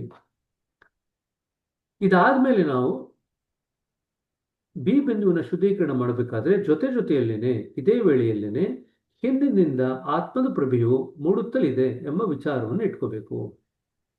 So the glow of the atman is coming into view from behind. ಹಿಂದಿನಿಂದ ಆತ್ಮದ ಪ್ರಭೆಯು ಮೂಡುತ್ತಿದೆ ಎಂಬ ವಿಚಾರವಿರಬೇಕು ಜೊತೆಯಾಗಿ. ಇಲ್ಲಿ ಇನ್ನೊಂದು ತಪ್ಪು ಮಾಡಬಾರ್ದು. ಏನದು? 5 ನಿಮಿಷ ಮಾಡಾದ್ಮೇಲೆ ಆತ್ಮದ ಪ್ರಭೆ ಬರ್ತಾ ಇದೆ ಅಂತ ಅನ್ಕೊಳ್ಳೋದಲ್ಲ. ಎರಡೂ ಜೊತೆಯಾಗಿ ಹೋಗ್ಬೇಕು. ಎರಡೂ ಸೂಚನೆಗಳು ಜೊತೆಯಾಗಿ ಹೋಗ್ಬೇಕು. ಮುಂಭಾಗದಿಂದ ಮಲಿನತೆಗಳು ಮತ್ತು ಸ್ಥೂಲತೆಗಳು ಹೊರ ಹೋಗ್ತಾ ಇದೆ ದೇಹದಿಂದ. ಅದೇ ವೇಳೆಯಲ್ಲಿನೇ ಆತ್ಮದ ಪ್ರಭೆ ಹಿಂದೆಯಿಂದ ಮೂಡುತ್ತಾ ಇದೆ ಎಂಬ ವಿಚಾರ ಇರಬೇಕು. ಎರಡೂ ಜೊತೆಯಾಗಿ ಇರಬೇಕು. ಸಾಮಾನ್ಯವಾಗಿ ನಾವೇನ್ ಮಾಡ್ತೀವಿ, ಸಾಯಂಕಾಲ ಶುದ್ಧೀಕರಣ ಮಾಡ್ಕೊಂಡಾಗ ಏನ್ ಮಾಡ್ತೀವಿ, ಒಂದಿಷ್ಟು ಹೊತ್ತು ಕ್ಲೀನ್ ಮಾಡಿದ ನಂತರ ನಾವು ದೈವಿ ಧಾರೆ ನಮ್ಮೆಡೆಗೆ ಹರಿತಾ ಇದೆ ಅಂತ ಅನ್ಕೊಳ್ತೀವಿ. ಕರೆಕ್ಟಾ? 15-20 ನಿಮಿಷ ಆದ್ಮೇಲೆ ಅನ್ಕೊಳ್ತೀವಿ. ಇಲ್ಲಿ ಹಾಗಿಲ್ಲ, ಎರಡೂ ಜೊತೆಯಾಗಿ. ಅದಕ್ಕೆ ಅವರಿಲ್ಲಿ ಇದೇ ವೇಳೆಯಲ್ಲಿ ಹಿಂದಿನಿಂದ ಆತ್ಮದ ಪ್ರಭೆಯು ಮೂಡುತ್ತಲಿದೆ ಎಂಬ ಭಾವನೆ ಅಥವಾ ಎಂಬ ವಿಚಾರ ಇರಬೇಕು ಅಂತ ಹೇಳ್ತಾ ಇದ್ದಾರೆ. ಸರಿನಾ? ಹಾಗಾಗಿ ಇವಾಗ ಏನಾಗುತ್ತೆ ಅಂತ ನೋಡೋಣ. ಈ ಪ್ಯಾರಾಗ್ರಾಫ್ ಓದಿ ನಿಲ್ಲಿಸೋಣ ಅಂತ ಇವತ್ತು. ಈಗ ಹಾಗಾಗಿ ನಾವು ಈ ಎರಡೂ ಬಿಂದುಗಳನ್ನು ಸ್ವಚ್ಛವಾಗಿ ಇಟ್ಟುಕೊಂಡರೆ ಅಥವಾ ಸ್ವಸ್ಥವಾಗಿ ಇಟ್ಟುಕೊಂಡರೆ ಹಾಗೂ ಒಂದು ಪರಿಶುದ್ಧವಾದ ಆಂತರಿಕ ವಾತಾವರಣದಿಂದ ಅವುಗಳನ್ನು ಆವರಿಸಿಕೊಂಡರೆ ನಾವು ಆ ಮಟ್ಟಿಗೆ ನಮ್ಮ ಉಳಿದ ಚಕ್ರಗಳು ಮಲಿನಗೊಳ್ಳುವುದನ್ನು ತಡೆಯುವವು. ಅಂಡರ್ಲೈನ್ ಮಾಡ್ಕೊಳ್ರಿ. ನೀವು ಎ ಮತ್ತು ಬಿ ಬಿಂದುವಿನ ಮೇಲೆ ಕೆಲಸ ಮಾಡಿದ್ರೆ ಸಿ ಮತ್ತು ಡಿ ಬಿಂದುವಿನ ಮೇಲೂ ಕೂಡ ಸೂಕ್ಷ್ಮವಾಗಿ ಪರೋಕ್ಷವಾಗಿ ಕೆಲಸ ಮಾಡ್ದಂಗೆ ಆಗುತ್ತೆ. ಯಾಕೆ? ನಾವು ಈ ಎರಡೂ ಬಿಂದುಗಳನ್ನು ಸ್ವಸ್ಥವಾಗಿ ಇಟ್ಟುಕೊಂಡರೆ ಮತ್ತು ಪರಿಶುದ್ಧವಾದಂಥ ಆಂತರಿಕ ವಾತಾವರಣದಿಂದ ಅವುಗಳನ್ನು ಆವರಿಸಿಕೊಂಡರೆ ನಾವು ಆ ಮಟ್ಟಿಗೆ ಉಳಿದ ಚಕ್ರಗಳು ಮಲಿನಗೊಳ್ಳುವುದನ್ನು ತಡೆಯುವವು. ಹಾಗಾಗಿ ನೀವು ಈ ಎ ಬಿಂದುವಿನ ಮೇಲಿನ ಧ್ಯಾನ ಮತ್ತು ಬಿ ಬಿಂದುವಿನ ಶುದ್ಧೀಕರಣವನ್ನು ಮಾಡಿದರೆ ಕನಿಷ್ಠ ಪಕ್ಷ ನೀವು ನಿಮ್ಮದೇ ಶರೀರಕ್ಕೆ ಕೊಡುಗೆ ಸಲ್ಲಿಸಿದಂತಾಗುತ್ತದೆ. ಅಂದರೆ ಆಂತರಿಕವಾಗಿ ಪರಿಶುದ್ಧವಾದಂಥ ವಾತಾವರಣ ಇಟ್ಕೊಳ್ಳಿಕ್ಕೆ ಸಾಧ್ಯವಾಗುತ್ತೆ. ಆದರೆ ನಿಮ್ಮಲ್ಲಿ ನಾನು ಇದನ್ನು ಮಾಡುವ ಅಗತ್ಯವಿಲ್ಲ ಎಂದು ಯೋಚಿಸುವವರಿಗೆ ಅದು ನಿಮ್ಮ ಆಯ್ಕೆ. ಇದು ಕಡ್ಡಾಯ ಪ್ರಕ್ರಿಯೆಯಲ್ಲ. ಅಂಡರ್ಲೈನ್ ಮಾಡ್ಕೊಳ್ರಿ. ಇದು ನಿಮ್ಮ ಆಯ್ಕೆ, ಕಡ್ಡಾಯ ಪ್ರಕ್ರಿಯೆಯಲ್ಲ. ನಮ್ಮ ಜೀವನದಲ್ಲಿನ ಸ್ಥೂಲತರ ಪ್ರವೃತ್ತಿಗಳನ್ನು ಹೋಗಲಾಡಿಸಲು ಬಾಬೂಜಿಯವರು ಎ ಬಿಂದುವಿನ ಮೇಲೆ ಧ್ಯಾನ ಮತ್ತು ಬಿ ಬಿಂದುವಿನ ಶುದ್ಧೀಕರಣದ ಬಗ್ಗೆ ಈ ವ್ಯವಸ್ಥೆಯನ್ನು ಸೃಷ್ಟಿಸಿದರು. ನಿಮ್ಮಲ್ಲಿ ಈ ಸ್ಥೂಲತರ ಪ್ರವೃತ್ತಿಗಳು ಇಲ್ಲವಾದರೆ ಅದನ್ನು ಮಾಡಬೇಡಿ. ಆದರೆ ನಿಮ್ಮಲ್ಲಿ ಅವು ಇದೆ ಎಂದು ನೀವು ಭಾವಿಸುವುದಾದರೆ ಇದನ್ನು ಉಪಯೋಗಿಸಿ. ಆಯ್ಕೆ ನಿಮ್ಮದು. ಮತ್ತೊಂದು ಸತಿ ಓದ್ತೀನಿ ಈ ಪ್ಯಾರಾಗ್ರಾಫ್. ನಾವು ಈ ಎರಡೂ ಬಿಂದುಗಳನ್ನು ಸ್ವಸ್ಥವಾಗಿ ಇಟ್ಟುಕೊಂಡರೆ ಹಾಗೂ ಒಂದು ಪರಿಶುದ್ಧವಾದಂಥ ಆಂತರಿಕ ವಾತಾವರಣವನ್ನು ನಾವು ಸೃಷ್ಟಿ ಮಾಡಿಕೊಂಡ್ರೆ ಅವುಗಳಲ್ಲಿ ಆವರಿಸಿಕೊಳ್ಳಿಕ್ಕೆ ಸಾಧ್ಯವಾಯಿತು ಅಂತಂದ್ರೆ ನಾವು ಆ ಮಟ್ಟಿಗೆ ಉಳಿದ ಚಕ್ರಗಳು ಮಲಿನಗೊಳ್ಳುವುದನ್ನು ತಡೆಯುವವು. ಹಾಗಾಗಿ ನೀವು ಈಗ ಈ ಎ ಬಿಂದುವಿನ ಮೇಲಿನ ಧ್ಯಾನ ಮತ್ತು ಬಿ ಬಿಂದುವಿನ ಶುದ್ಧೀಕರಣವನ್ನು ಮಾಡಿದರೆ ಕನಿಷ್ಠ ಪಕ್ಷ ನೀವು ನಿಮ್ಮದೇ ದೇಹಕ್ಕೆ ನಿಮ್ಮದೇ ಶುದ್ಧೀಕರಣಕ್ಕೆ ಕೊಡುಗೆ ಸಲ್ಲಿಸಿದಂತಾಗುತ್ತದೆ. ಅಂದ್ರೆ ನೋಡ್ರಿ, ಹಿಂಭಾಗದಿಂದ ನಾವೇನು ಶುದ್ಧೀಕರಣ ಮಾಡ್ಕೊಳ್ತೀವಿ ಸಾಯಂಕಾಲ, ಮತ್ತೆ ಬಿ ಬಿಂದುವಿನ ಮುಂಭಾಗದಿಂದ ಶುದ್ಧೀಕರಣ, ಮತ್ತೆ ರಾತ್ರಿ ಮಲ್ಕೋಬೇಕಾದ್ರೆ ಎ ಬಿಂದುವಿನ ಮೇಲೆ ಧ್ಯಾನ. ಈ ಮೂರೂ ಕೂಡ ನಮ್ಮ ಆಂತರಿಕ ವಾತಾವರಣ ಸ್ವಚ್ಛವಾಗಿರಲಿಕ್ಕೆ ಅವಕಾಶ ಮಾಡಿಕೊಡುತ್ತೆ. ಆದರೆ ನಿಮ್ಮಲ್ಲಿ ಇದನ್ನು ನಾನು ಮಾಡುವ ಅಗತ್ಯವಿಲ್ಲ ಎಂದು ಯೋಚಿಸುವವರಿಗೆ ಅದು ನಿಮ್ಮ ಆಯ್ಕೆ. ಇದು ಕಡ್ಡಾಯ ಪ್ರಕ್ರಿಯೆಯಲ್ಲ. ಇದು ಕೇಳ್ತಾರೆ, ಬಿ ಬಿಂದುವಿನ ಶುದ್ಧೀಕರಣ, ಎ ಬಿಂದುವಿನ ಧ್ಯಾನ ಕಡ್ಡಾಯ ಪ್ರಕ್ರಿಯೆ, ಸರಿಯೋ ತಪ್ಪೋ? ಸಾಮಾನ್ಯವಾಗಿ ನಾವೇನು ಅನ್ಕೊಂಡಿರ್ತೀವಿ, ಇದು ಎಲ್ರಿಗೂ ಹೇಳ್ಕೊಟ್ಟಿದ್ದಾರೆ ಅಂತಂದ್ರೆ ಎಲ್ಲರೂ ಮಾಡಲೇಬೇಕು ಅಂತ ಅನ್ಕೊಂಡಿರ್ತೀವಿ. ಆದರೆ ಇಲ್ಲಿ ನೋಡಿ ಕರೆಕ್ಟಾಗಿ ಹೇಳ್ತಾ ಇದ್ದಾರೆ, ಇದು ಕಡ್ಡಾಯ ಪ್ರಕ್ರಿಯೆ ಇಲ್ಲ. ಹಾಗಾದ್ರೆ ಬಾಬೂಜಿ ಅವರು ಇದನ್ನು ಯಾಕೆ ತಂದ್ರು? ನಮ್ಮ ಜೀವನದಲ್ಲಿನ ಸ್ಥೂಲತರ ಪ್ರವೃತ್ತಿಗಳನ್ನು ಹೋಗಲಾಡಿಸಲು ಬಾಬೂಜಿಯವರು ಎ ಬಿಂದುವಿನ ಧ್ಯಾನ ಮತ್ತು ಬಿ ಬಿಂದುವಿನ ಶುದ್ಧೀಕರಣದ ಮೇಲೆ ಈ ವ್ಯವಸ್ಥೆಯನ್ನು ಸೃಷ್ಟಿಸಿದರು. ಯಾಕೆ ತಂದ್ರು? ನಮ್ಮ ಜೀವನದಲ್ಲಿ ಬರ್ತಕ್ಕಂಥ ಸ್ಥೂಲತರ ಪ್ರವೃತ್ತಿಗಳನ್ನು ಹೋಗಲಾಡಿಸಲು. ಅಂಡರ್ಲೈನ್ ಮಾಡ್ಕೊಳ್ರಿ. ಈ ವ್ಯವಸ್ಥೆ ಯಾಕೆ ತಂದ್ರು? ನಮ್ಮ ಜೀವನದಲ್ಲಿ ಬರ್ತಕ್ಕಂಥ ಸ್ಥೂಲತರ ಪ್ರವೃತ್ತಿಗಳನ್ನು ಹೋಗಲಾಡಿಸಲು ಬಾಬೂಜಿಯವರು ಈ ವ್ಯವಸ್ಥೆಯನ್ನು ತಂದರು. ನಿಮ್ಮಲ್ಲಿ ಈ ಸ್ಥೂಲತರ ಪ್ರವೃತ್ತಿಗಳು ಇಲ್ಲವಾದರೆ ಅದನ್ನು ಮಾಡಬೇಡಿ. ಆದರೆ ನಿಮ್ಮಲ್ಲಿ ಅವು ಇವೆ ಎಂದು ನೀವು ಭಾವಿಸುವುದಾದರೆ ಇದನ್ನು ಉಪಯೋಗಿಸಿ. ಆಯ್ಕೆ ನಿಮ್ಮದು. ಸರಿ, ಇಲ್ಲಿಗೆ ನಿಲ್ಲಿಸ್ತೀನಿ. ಏನಾದರೂ ಪ್ರಶ್ನೆಗಳಿದ್ರೆ ಕೇಳ್ರಿ. ಇವಾಗ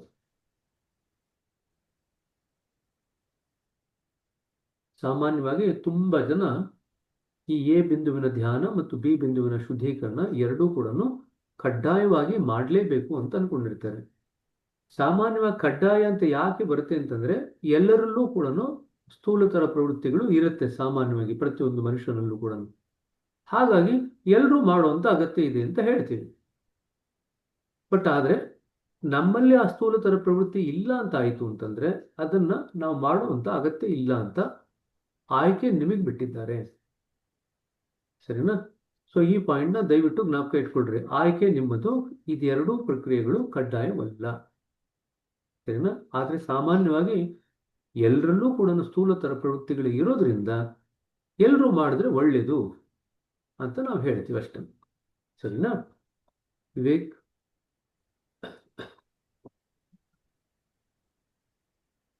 ಹೇಳ್ರಿ. ನಮಸ್ತೆ ಬ್ರದರ್. ಈಗ ಬಿಬಿನ ಶುದ್ಧೀಕರಣ ಇದೆಯಲ್ಲ ಬ್ರದರ್, ಈಗ ಅದರಲ್ಲಿ ಶರೀರದ ಮುಂಭಾಗದಿಂದ ಹೊರ ಹೋಗುತ್ತಿದೆ ಎಂದು ಕಲ್ಪಿಸಿಕೊಳ್ಳಿದೆ ಅಂತ ಇದೆಯಲ್ಲ ಬ್ರದರ್, ಅಲ್ಲಿ ನಾವು ಜಸ್ಟ್ ಮಲಿನತೆ ಮತ್ತೆ ಸ್ಥೂಲತೆ ಅಷ್ಟೇ ಹೋಗ್ತಾ ಇದೆ. ಅದು ಹೊಗೆ ಮತ್ತೆ ಆವಿ ರೂಪದಲ್ಲಿ ಏನು ಹೋಗ್ತದೆ ಅಂತ ನಾವು ಭಾವಿಸ್ಬೋದು ಅಥವಾ ಹೀಗೆ ಹೋಗ್ತದೆ ಅಂತ ಭಾವಿಸ್ಬೇಕು ಬ್ರದರ್? ಅಲ್ಲಿ ಏನು ಹೇಳಿಲ್ಲ ಆವಿ ರೂಪದಲ್ಲಿ ಅಂತಂದ್ರೆ ಸಾಮಾನ್ಯವಾಗಿ ಮಾಡಿದಾಗ ಆವಿ ರೂಪದಲ್ಲೇ ಹೋಗ್ತಾ ಇದೆ ಅಂತ ಅನ್ಕೊಳ್ತೀವಿ. ಅಲ್ಲಿ ಏನು ಸ್ಪಷ್ಟಪಡಿಸಿಲ್ಲ ಅಷ್ಟೇನೆ. ಬಟ್ ನೀವು ಮಾಡಿದಾಗ ಆವಿ ರೂಪದಲ್ಲಿ ಹೋಗ್ತಾ ಇದೆ ಅಂತ ಅನ್ಕೊಳ್ತೀರಾ. ಅದನ್ನೇನು ಬರೆಯುವಂತ ಅಗತ್ಯ ಇಲ್ಲ. ಹೋಗ್ತಾ ಇದೆ ಅಂತ ಅನ್ಕೊಂಡ್ರೆ ಇದ್ ನೋಡ್ರಿ, ಬರೀ 5 ನಿಮಿಷ ಮಾಡ್ತಕ್ಕಂಥದ್ದು ಜನರಲಿ. ಅರ್ಥ ಆಯ್ತಾ? ಇದನ್ನು ಜಾಸ್ತಿ ಮಾಡಿದ್ರೆ ಅದರಿಂದ ತೊಡಕು ಆಗುತ್ತೆ. ಹಾಗಾಗಿ ಜಾಸ್ತಿ ಹೊತ್ತು ಮಾಡಬಾರ್ದು. ಅದಕ್ಕೆ ಕಟ್ಟುನಿಟ್ಟಾಗಿ 10 ನಿಮಿಷಕ್ಕಿಂತ ಜಾಸ್ತಿ ಮಾಡಬಾರ್ದು ಅಂತ ನಿಬಂಧನೆ ಹಾಕಿದ್ದಾರೆ. ಇಲ್ಲಿ ಅವರು 5ರಿಂದ 7 ನಿಮಿಷ ಅಂತ ಮೆನ್ಷನ್ ಮಾಡಿದ್ದಾರೆ. ಇಂಪಾರ್ಟೆಂಟ್ ಪಾಯಿಂಟ್ಸ್ ಏನಪ್ಪಾ ಅಂತಂದ್ರೆ, ದೇಹದ ಮುಂಭಾಗದಿಂದ ಹೋಗ್ತಾ ಇದೆ. ಏನು ಹೋಗ್ತಾ ಇದೆ? ಮಲಿನತೆಗಳು ಮತ್ತು ಸ್ಥೂಲತೆಗಳು. ಆಯ್ತಾ? ಜಟಿಲತೆಗಳಲ್ಲ, ಮಲಿನತೆಗಳು ಮತ್ತು ಸ್ಥೂಲತೆಗಳು. ಇದು ವ್ಯತ್ಯಾಸ. ಎರಡನೇದು. ಮೂರನೇ ವ್ಯತ್ಯಾಸ, ಅಲ್ಲೂ ಕಲ್ಪನೆ ಮಾಡ್ಕೊಳ್ತೀವಿ, ಇಲ್ಲೂ ಕಲ್ಪನೆ ಮಾಡ್ಕೊಳ್ತೀವಿ. ನಾಲ್ಕನೇದು, ಅಲ್ಲಿ ಏನ್ ಮಾಡ್ತೀವಿ, 15-20 ನಿಮಿಷ ಆದ್ಮೇಲೆ ನಾವು ದೈವಿ ಧಾರೆ ಹರಿತಾ ಇದೆ ನಮ್ಮ ದೇಹದ ಮುಂಭಾಗದಿಂದ ಅಂತ ಅನ್ಕೊಳ್ತೀವಿ. ಇಲ್ಲೇನ್ ಮಾಡ್ತೀವಿ, ನಾವು ಮೊದಲು ಸೂಚನೆ ಕೊಡ್ತೀವಲ್ಲ, ಜೊತೆಯಲ್ಲೇನೆ ಇದೇ ವೇಳೆಯಲ್ಲಿ ಆತ್ಮದ ಪ್ರಭೆ ಹಿಂದಿನಿಂದ ಮೂಡ್ತಾ ಇದೆ ಅಂತ ನಾವು ಸೂಚನೆ ಕೊಟ್ಕೊಳ್ತೀವಿ. ಸೊ ನೀವು ಸರಿ ಸರ್, ಕ್ಲಿಯರ್ ಆಯ್ತು. ಆವಿ ರೂಪದಲ್ಲಿ ಅಂತ ಬರೆಯುವಂತ ಅವಶ್ಯಕತೆ ಇಲ್ಲ, ಅದು ಇಂಪ್ಲೈಡ್. ಸರಿನಾ? ನೀವು ಬರೆದಾದ್ಮೇಲೆ ಅದು 9 ಪುಟಗಳ ಇದರಿಂದ ಬರಿತಾ ಇದ್ದೀನಿ ಅಂತ ಬೇಕಾದ್ರೆ ಅದ್ರ ಉಲ್ಲೇಖ ಕೊಡ್ಬೋದು ನೀವು ಬ್ರಾಕೆಟ್ ಅಲ್ಲಿ, ಫ್ರಮ್ 9 ಪೇಜ್ ಡಾಕ್ಯುಮೆಂಟ್ ಅಂತ. ಸರಿನಾ? ಸರಿ ಸರ್. ಸೊ ಪ್ರತಿಯೊಂದಕ್ಕೂ ಕೂಡ ಯಾವಾಗ ಮಾಡ್ತೀರಾ, ಹ್ಯಾಗ್ ಮಾಡ್ತೀರಾ, ಯಾಕೆ ಮಾಡ್ತೀರಾ, ಈ ಮೂರು ಕೂಡ ಗೊತ್ತಿರ್ಬೇಕು. ಆಯ್ತು, ಗಿರೀಶ್ ಅವರೇ. ಬ್ರದರ್, ಇದು ಎ ಪಾಯಿಂಟ್ ಅಲ್ಲಿ ವಾಟ್ ಸೆಟಲ್ಸ್ ಅಂತ ಹೇಳಿದ್ರೆ ವರ್ಲ್ಡ್ಲಿ ಪ್ರಾಬ್ಲಮ್ಸ್ ವರೀಸ್ ಅಂತ ಹೇಳಿದ್ದಾರೆ. ಬಟ್ ಪಾಯಿಂಟ್ ಎ ಮೆಡಿಟೇಷನ್ ಅಲ್ಲಿ ಅದೇ ಪಾಯಿಂಟ್ ನ ನಾವು ಬ್ರದರ್ಹುಡ್ಗೋಸ್ಕರ ಧ್ಯಾನ ಮಾಡ್ತೀವಿ. ಅದು ಇದು ಏನಾದ್ರು ರಿಲೇಷನ್ ಇದೆಯಾ ಬ್ರದರ್? ಹೇಗದು? ಕ್ಲಾರಿಫಿಕೇಶನ್ ಬೇಕಿತ್ತು ಅಷ್ಟೇ. ನೀವೇ ಯೋಚನೆ ಮಾಡಿ ನೋಡ್ರಿ, ಏನ್ ರಿಲೇಷನ್ ಇದೆ ಅಂತ. ನಿಮ್ಗೆ ಅನ್ಸತ್ತ ರಿಲೇಷನ್ ಇದೆ ಅಂತ? ಇಲ್ಲ ಅಂತ ಅನಿಸ್ತು. ಅಲ್ಲಿ ಎಲ್ಲ ವರೀಸ್ ಸೆಟ್ಲ್ ಆಗ್ತಾ ಇದೆ. ಬಟ್ ಇದು ವರೀಸ್ಗೂ ಇದಕ್ಕೂ ಬ್ರದರ್ಹುಡ್ಗೂ ಅರ್ಥ ಆಗ್ಲಿಲ್ಲ, ಅದಕ್ಕೆ ಕೇಳ್ತೆ. ಸಂಬಂಧ ಇದೆ ಅಂತ ಅನಿಸುತ್ತೇನ್ರಿ? ನನಗೆ ಅನ್ಸ್ಲಿಲ್ಲ ಬ್ರದರ್. ಇಲ್ಲ, ಯಾರಿಗೂ ಅನಿಸಿಲ್ಲ. ನಿಮ್ಮೊಬ್ಬರಿಗೆ ಅಲ್ಲ, ಯಾರಿಗೂ ಅನಿಸಿಲ್ಲ.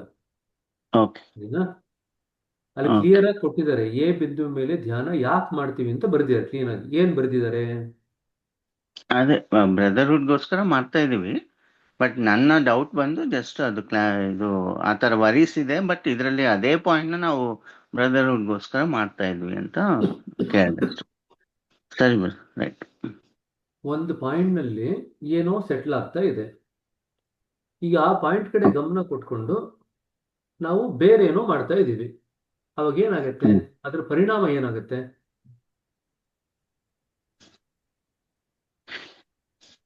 ಯೋಚನೆ ಮಾಡಿ ನೋಡ್ರಿ. ಒಂದು ಪಾಯಿಂಟ್ ನಲ್ಲಿ ನಿಮ್ ಪ್ರಕಾರ ಏನೋ ಸೆಟ್ಲ್ ಆಗ್ತಾ ಇದೆ, ವರ್ಲ್ಡ್ಲಿ ವರೀಸ್ ಎಲ್ಲ ಸೆಟ್ಲ್ ಆಗ್ತಿದೆ ಅಂತ ಓದಿದ್ರಿ. ಆದ್ರೆ ಈಗ ಅದೇ ಪಾಯಿಂಟ್ ಕಡೆಗೆ ಗಮನ ಕೊಟ್ಕೊಂಡು ನಾವು ಬೇರೆ ಏನೋ ಸೂಚನೆ ಕೊಟ್ಕೊಳ್ತಾ ಇದ್ದೀವಿ. ಅದ್ರ ಪರಿಣಾಮ ಏನಾಗುತ್ತೆ? ಯೋಚನೆ ಮಾಡಿ ನೋಡ್ರಿ.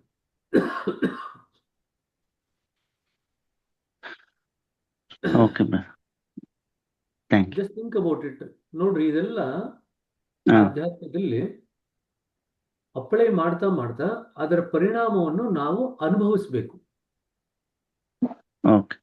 ಎ ಪಾಯಿಂಟ್ ಕಡೆ ನೀವು ಧ್ಯಾನ ಮಾಡ್ಲಿಲ್ಲ ಅಂತ ಇಟ್ಕೊಳ್ರಿ, ನ್ಯಾಚುರಲಿ ಏನಾಗುತ್ತೆ ಅಂತ ಹೇಳಿದ್ರು, ಎ ಪಾಯಿಂಟ್ ನಲ್ಲಿ ವರ್ಲ್ಡ್ಲಿ ವರೀಸ್ ಎಲ್ಲ ಕೂತ್ಕೊಳ್ತಾ ಹೋಗುತ್ತೆ ಅಂತ ಹೇಳಿದ್ರು. ಯಾವಾಗ ಎ ಪಾಯಿಂಟ್ ಕಡೆ ನೀವು ಗಮನೇ ಕೊಡ್ಲಿಲ್ಲ ಅಂತ ಇಟ್ಕೊಳ್ರಿ. ಈಗ ಎ ಪಾಯಿಂಟ್ ವಿಚಾರ ತಿಳ್ಕೊಂಡ್ರಿ, ಅಲ್ಲಿ ಒಂಚೂರು ಗಮನ ಕೊಟ್ಕೊಂಡು ಯಾವುದೋ ಒಂದು ಸೂಚನೆಯನ್ನು ಕೊಟ್ಕೊಂಡು ಧ್ಯಾನ ಮಾಡ್ಲಿಕ್ಕೆ ಶುರು ಮಾಡಿದೆ. ಯಾವಾಗ ನೀವು ಗಮನ ಕೊಟ್ಕೊಂಡು ಧ್ಯಾನ ಮಾಡ್ಲಿಕ್ಕೆ ಶುರು ಮಾಡಿದಾಗ ಏನಾಗತ್ತಲ್ಲಿ?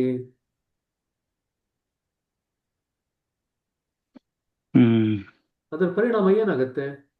ಯೋಚನೆ ಮಾಡಿ ನೋಡ್ರಿ, ಅಥವಾ ಅನುಭವದಲ್ಲಿ ಗ್ರಹಿಸ್ಕೊಳ್ರಿ.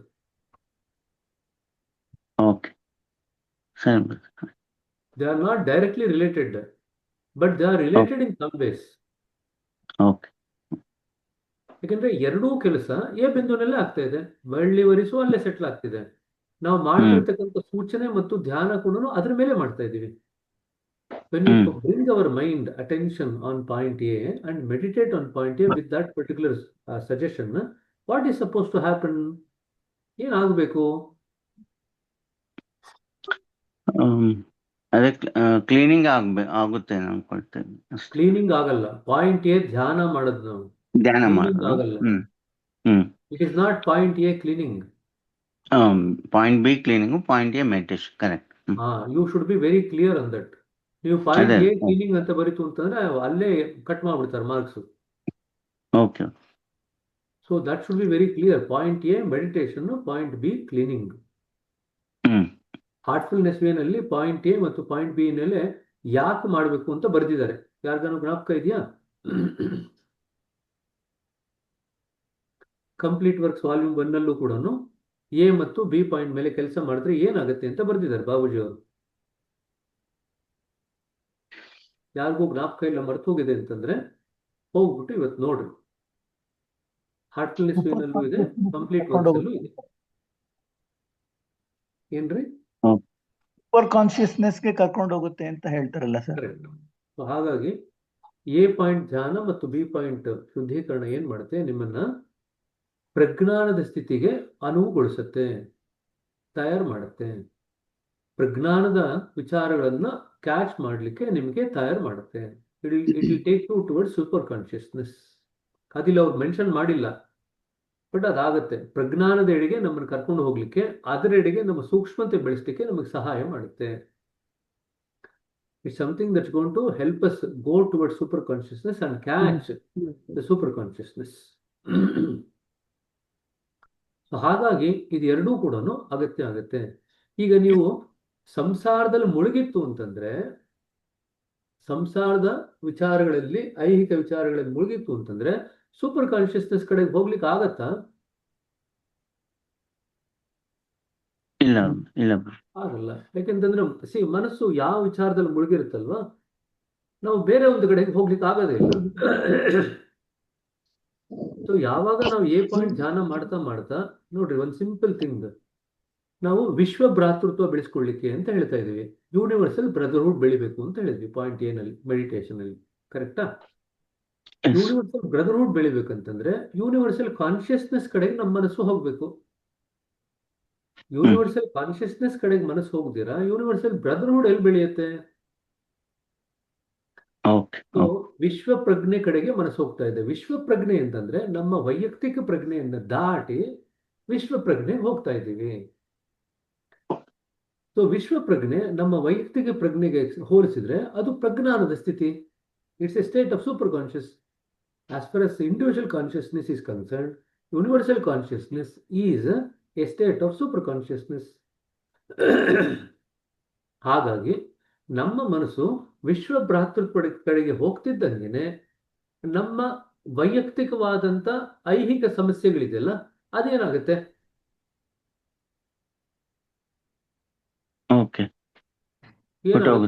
ಕಡಿಮೆ ಆಗುತ್ತೆ. ತನಗೆ ತಾನೇ ಕಡಿಮೆ ಆಗುತ್ತೆ. ನೀವು ನೇರವಾಗಿ ಶುದ್ಧೀಕರಣ ಮಾಡ್ಕೊಳ್ತಾ ಇಲ್ಲ. ಎ ಬಿಂದು ಧ್ಯಾನ, ಆ ಸೂಚನೆ ಕೊಟ್ಕೊಂಡು ಧ್ಯಾನ ಮಾಡ್ಕೊಂಡಾಗ ನೇರವಾಗಿ ನಾವು ಅದನ್ನ ಕ್ಲೀನ್ ಮಾಡ್ತಾ ಇಲ್ಲ. ಆದ್ರೆ ಮನಸ್ಸು ಆ ಸೂಚನೆ ಕೊಟ್ಕೊಂಡು ಧ್ಯಾನ ಮಾಡ್ತಿದ್ದಂಗೆನೆ ನಮ್ಮ ಐಹಿಕ ಏನು ಸಮಸ್ಯೆಗಳಿದೆ ಅದರಿಂದ, ಆ ಜಟಿಲತೆಗಳಿಂದ, ಆ ಒಂದು ತೊಡಕಿನಿಂದ ತನ್ನನ್ನು ತಾನು ಬಿಡಿಸ್ಕೊಳ್ಳಿಕ್ಕೆ ಸಾಧ್ಯವಾಗುತ್ತೆ. ನೇರವಾಗಿ ನಾವು ಕ್ಲೀನ್ ಮಾಡಲ್ಲ, ಆದ್ರೆ ಅದರ ಪರಿಣಾಮ ಅದೇ ಆಗುತ್ತೆ. ಇಂಡೈರೆಕ್ಟ್ ಆಗುತ್ತೆ, ನೇರವಾಗಿ ಆಗಲ್ಲ. ಸೊ ಯಾಕೆ ಇದು ಸೂಪರ್ ಕಾನ್ಶಿಯಸ್ನೆಸ್ ಕಡೆಗೆ ಹೋಗುತ್ತೆ ಅಂತ ಹೇಳಿದ್ನಲ್ಲ, ನಾವು ಸಾಮಾನ್ಯವಾಗಿ ಇಂಡಿವಿಜುವಲ್ ಲೆವೆಲ್ ಅಲ್ಲಿ ಇರ್ತಕ್ಕಂಥ ಸಮಸ್ಯೆಗಳೇನಿದೆ, ವೈಯಕ್ತಿಕ ಸ್ತರದಲ್ಲಿ ಇರ್ತಕ್ಕಂಥ ಐಹಿಕ ಸಮಸ್ಯೆಗಳಲ್ಲಿ ಮುಳುಗ್ ಹೋಗಿರ್ತೀವಿ. ಆ ಮುಳುಗ್ ಹೋಗಿದ್ದಾಗ ಅದೆಲ್ಲ ಎ ಬಿಂದುವಿನಲ್ಲಿ ಡೆಪಾಸಿಟ್ ಆಯ್ತು. ಅದರಿಂದ ನಮ್ಮನ್ನು ನಾವು ಬಿಡಿಸ್ಕೊಳ್ಳೋದು ಹೇಗೆ? ಎ ಬಿಂದುವಿನ ಮೇಲೆ ಗಮನ ಇಟ್ಕೊಂಡು ನಾವು ವಿಶ್ವ ಭ್ರಾತೃತ್ವದ ಸೂಚನೆಯನ್ನು ಕೊಟ್ಟಾಗ, ಏಕತೆ ಮತ್ತು ವಿಶ್ವ ಭ್ರಾತೃತ್ವದ ಸೂಚನೆಯನ್ನು ಕೊಟ್ಟಾಗ ಏನಾಗುತ್ತೆ, ನಮ್ಮ ಮನಸ್ಸು ಈಗ ವಿಶ್ವದ ಪ್ರಜ್ಞೆಯೆಡೆಗೆ ಹೋಗ್ತಾ ಇದೆ, ವಿಶ್ವ ಪ್ರಜ್ಞೆಯೆಡೆಗೆ ಹರಿತಾ ಇದೆ. ಯಾವಾಗ ವಿಶ್ವ ಪ್ರಜ್ಞೆಯೆಡೆಗೆ ಹರಿಯುತ್ತೋ ವೈಯಕ್ತಿಕ ಸಮಸ್ಯೆಗಳೇನಿದೆ ಅದರ ಒಂದು ಹರಿವಿನಿಂದ ಕಡಿಮೆ ಆಗುತ್ತೆ. ಇಲ್ಲದೇನೆ ಆಗ್ತಿತ್ತು, ನಮ್ಮ ಮನಸ್ಸಿನ ಗಮನ ವೈಯಕ್ತಿಕ ಸಮಸ್ಯೆಗಳ ಕಡೆಗೇನೆ ಹರಿಯೋದು. ನಮ್ಮ ಗಮನ ಅದು ಹರಿತಾ ಇತ್ತು ಅಂತಂದ್ರೆ ವೈಯಕ್ತಿಕ ಸಮಸ್ಯೆಗಳು ಇನ್ನೂ ಜಾಸ್ತಿ ಆಗೋದು, ಉಲ್ಬಣಗೊಳ್ಳೋದು. ಈಗೇನ್ ಮಾಡ್ತಿದ್ವಿ, ಮನಸ್ಸಿನ ಗಮನ ಶಕ್ತಿಯನ್ನ ವಿಶ್ವ ಭ್ರಾತೃತ್ವದ ಕಡೆ ಏಕತೆಯೆಡೆಗೆ ನಾವು ಹರಿಸ್ತಾ ಇದ್ದೀವಿ. ಯಾವಾಗ ಮನಸ್ಸಿನ ಶಕ್ತಿ ಆ ಕಡೆ ಹರಿಯುತ್ತೋ ಈ ಕಡೆ ಶಕ್ತಿ ಹರಿಯೋದು ಕಡಿಮೆ ಆಗೋಗುತ್ತೆ. ಇದರಿಂದ ನಮ್ಮನ್ನು ನಾವು ಬಿಡಿಸ್ಕೊಳ್ಳೋದು ಸುಲಭ ಆಗುತ್ತೆ. ನಾವು ನೇರವಾಗಿ ಕ್ಲೀನ್ ಮಾಡಲ್ಲ, ಎ ಪಾಯಿಂಟ್ ನ ನೇರವಾಗಿ ಕ್ಲೀನ್ ಮಾಡಲ್ಲ ನಾವು ಎ ಪಾಯಿಂಟ್ ಧ್ಯಾನ ಮಾಡಿ. ಬಟ್ ಅದರಿಂದ ಆ ಸಮಸ್ಯೆಗಳಿಂದ ಬಿಡಿಸ್ಕೊಳ್ಳಿಕ್ಕೆ ನಮಗೆ ಸಾಧ್ಯವಾಗುತ್ತೆ. ನಾವು ಸಾಮಾನ್ಯವಾಗಿ ಏನು ಶುದ್ಧೀಕರಣ ಮಾಡ್ಕೊಳ್ತಿರಲ್ಲ, ಶುದ್ಧೀಕರಣ ಮಾಡ್ಕೊಂಡಾಗ ಆ ವಿಚಾರಗಳನ್ನ ನಮ್ಮ ಹೃದಯವನ್ನು ಬಿಟ್ಟು ಹೋಗುತ್ತೆ. ಏನ್ ಅನ್ಕೋಬಹುದು ಅಂತಂದ್ರೆ ಎ ಪಾಯಿಂಟ್ ಧ್ಯಾನ ಮಾಡೋದ್ರಿಂದ ಈ ವಿಚಾರಗಳ ಸಡಿಲ ಆಗತ್ತೆ, ಹಿಡಿತ ಸಡಿಲ ಆಗತ್ತೆ. ಹಿಡಿತ ಸಡಿಲ ಆದ್ಮೇಲೆ ನೀವು ಏನ್ ಬೈಠಕನ್ನ ತಗೊಳ್ತಿರಲ್ಲ, ಬೈಠಕ್ ತಗೊಂಡಾಗ ಆ ವಿಚಾರಗಳನ್ನ ನಿಮ್ಮ ಹೃದಯವನ್ನು ಬಿಟ್ಟು ಹೋಗುತ್ತೆ. ಸರಿ, ದೇವಿಕಾ. ನಮಸ್ತೆ ಬ್ರದರ್. ನೀವು ಎ ಪಾಯಿಂಟ್ ಧ್ಯಾನ ಮತ್ತೆ ಬಿ ಪಾಯಿಂಟ್ ಶುದ್ಧೀಕರಣದ ಬಗ್ಗೆ ಹೇಳಿದ್ರಲ್ಲ, ಬಾಬೂಜಿ ಅವರು ಹೀಗೆ ಹೇಳಿದಾರೆ ಕಡ್ಡಾಯ ಅಲ್ಲ ಅಂತ. ಎಕ್ಸಾಮ್ ಅಲ್ಲಿ ಕೊಟ್ಟಾಗ ಅದನ್ನು ಬರಿಬೇಕಾ ಅಥವಾ ಅದು ನಮ್ಮ ಬರೀರಿ, ಕೋಟ್ ಮಾಡ್ರಿ, ಇಲ್ಲಿಂದ ಬರ್ದೀನಿ ಅಂತ. ದಾರ್ಜಿ ಅವರು ಬರೆದಿದ್ದಾರೆ, ಪ್ರಜ್ಞಾನದೆಡೆಗೆ ಕರ್ಕೊಂಡು ಹೋಗ್ಲಿಕ್ಕೆ ಸೆನ್ಸಿಟಿವಿಟಿ ನಿಮ್ಗೆ ಸೂಕ್ಷ್ಮತೆ ಬೆಳೆಸಲಿಕ್ಕೆ ಸಹಾಯ ಮಾಡುತ್ತೆ. ಹಾರ್ಟ್ಫುಲ್ನೆಸ್ ಏನೊಂದು ದಾರ್ಜಿ ಅವರು ಬರೆದಿದ್ದಾರೆ ಪಾಯಿಂಟ್ ಎ ಪಾಯಿಂಟ್ ಬಿ ಬಗ್ಗೆ. ಒಂದ್ಸತಿ ಹೋಗಿ ನೋಡ್ರಿ, ಬರಿಬಹುದು, ಅದ್ರಲ್ಲಿ ಏನಿದೆ. ಸೊ ಬರೆದ್ಬಿಟ್ಟು ನೀವು ಹಾಕ್ರಿ ಅದನ್ನ, ಎಲ್ಲಿಂದ ರೆಫರೆನ್ಸ್ ಅಂತ ಬೇಕಾದ್ರೆ ಹಾಕ್ರಿ, ಹಾರ್ಟ್ಫುಲ್ನೆಸ್ ಅಂತ ಹಾಕ್ರಿ. ಅಟ್ಲೀಸ್ಟ್ ಅವ್ರಿಗೆ ಗೊತ್ತಿರುತ್ತೆ ಎಲ್ಲಿಂದ ಬರೀತಿದ್ದೀರಾ ಅಂತ. ನೋಡ್ರಿ, 9 ಪೇಜ್ ಡಾಕ್ಯುಮೆಂಟ್ ಅಲ್ಲಿ ಎಲ್ಲಾ ಕಡೆ ಬರೆದಿರ್ತಕ್ಕಂಥ ಎಲ್ಲ ವಿಚಾರ ಇಲ್ಲ. ಕನಿಷ್ಠ ವಿಚಾರಗಳು ಏನ್ ಬೇಕೋ ಅಷ್ಟನ್ನ ಒಂದ್ ಕಡೆ ಕಂಪೈಲ್ ಮಾಡಿದ್ದಾರೆ ಅಷ್ಟೇನೆ. ಕನಿಷ್ಠ, ಗರಿಷ್ಠ ಅಲ್ಲ, ಕನಿಷ್ಠ ವಿಚಾರಗಳನ್ನ ಒಂದ್ ಕಡೆ ಕಂಪೈಲ್ ಮಾಡಿದ್ದಾರೆ. ಹಾಗೆ ಅಂತ ಹೇಳಿ ನಾವು ಅದೇ ವಿಚಾರ ಸಂಬಂಧಪಟ್ಟಂತ ವಿಚಾರಗಳಲ್ಲಿ ಬೇರೆ ಕಡೆ ನಾವು ಏನ್ ತಿಳ್ಕೊಂಡಿದ್ದೇವೆ ಅದನ್ನ ಬರಿಬಾರ್ದು ಅಂತ ಏನಿಲ್ಲ, ಬರಿಬಹುದು, ತಪ್ಪೇನಿಲ್ಲ. ಸರಿ, ಬರೀಲೇಬೇಕಂತ ಕಡ್ಡಾಯ ಇಲ್ಲ ಅಲ್ವಾ? ಬರಿದ್ರೆ ಮಾರ್ಕ್ಸ್ ಬರುತ್ತೆ, ಬರೀಲಿಲ್ಲ ನಾನು ಬರೆಯಲ್ಲ ಅಂತಂದ್ರೆ, ಗೊತ್ತಿದ್ದು ಬರೆಯಲ್ಲ ಅಂತಂದ್ರೆ ಮೂರ್ಖತನ ಅಂತ ಹೇಳ್ತೀವಿ ನಾವು. ಗೊತ್ತಿದ್ದು ಬರೆಯಲ್ಲ ಅಂತಂದ್ರೆ, ನಾನು 9 ಪೇಜ್ ಡಾಕ್ಯುಮೆಂಟ್ ಅಲ್ಲಿ ಇಷ್ಟೇ ಬರೀತೀನಿ, ಜಗತ್ತಲ್ಲಿ ಇಷ್ಟೇ ಇರೋದು, ಇನ್ನೇನು ಇಲ್ಲ ಪ್ರಪಂಚದಲ್ಲಿ ಅಂತ ಅನ್ಕೊಂಡು ನಾವು ಉದ್ದಟತನದಿಂದ ಬರೀಲಿಲ್ಲ ಅಂತಂದ್ರೆ ನಮ್ಮನ್ನು ನಾವು ಮೂರ್ಖರನ್ನು ಮಾಡ್ಕೊಂಡಂಗೆ ಆಗತ್ತೆ. ನೀವು ಕೇಳಿದ ಪ್ರಶ್ನೆಗೆ ಬರೀರಿ ಅಂತ ಹೇಳಾಯ್ತು, ಬರೀದೇ ಇದ್ರೆ ಪರವಾಗಿಲ್ವಾ ಅಂತಂದ್ರೆ, ಅಂಕ ಕಳ್ಕೊಂಡ್ರು ಪರವಾಗಿಲ್ಲ ಅಂದ್ರೆ ಬರೀಬೇಡಿ, ಯಾರು ಬೇಡ ಅಂತಾರೆ.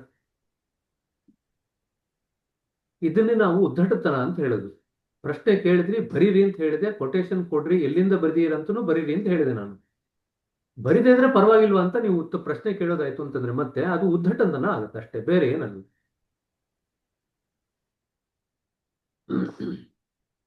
ಸರಿ, ಮುಂದಿನ ಪ್ರಶ್ನೆಗೆ ಹೋಗೋಣ.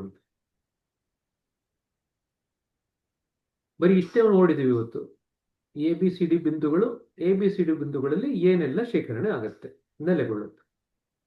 ABCD ಬಿಂದುಗಳನ್ನ ಹೇಗೆ ಗುರುತಿಸ್ತೀರಾ? ಇದು ಕೂಡ ಸಾಮಾನ್ಯವಾಗಿ 3 ರಿಂದ 4 ಅಂಕದ ಪ್ರಶ್ನೆ. ಎರಡನೇದು, ಅದು ಮ್ಯಾಚ್ ದ ಫಾಲೋಯಿಂಗ್ ಅಲ್ಲಾದ್ರೂ ಬರ್ಬೋದು, ಫಿಲ್ ಇನ್ ದ ಬ್ಲಾಂಕ್ ಅಲ್ಲಾದ್ರೂ ಬರ್ಬೋದು, ಪ್ರಶ್ನೆ ರೂಪದಲ್ಲಾದ್ರೂ ಬರ್ಬೋದು, ಸೂಚ್ಯವಾಗಾದ್ರೂ ಬರ್ಬೋದು. ಎರಡನೇದು, ಎ ಬಿಂದುವಿನ ಮೇಲೆ ಹೇಗೆ ಧ್ಯಾನ ಮಾಡ್ತೀರಾ?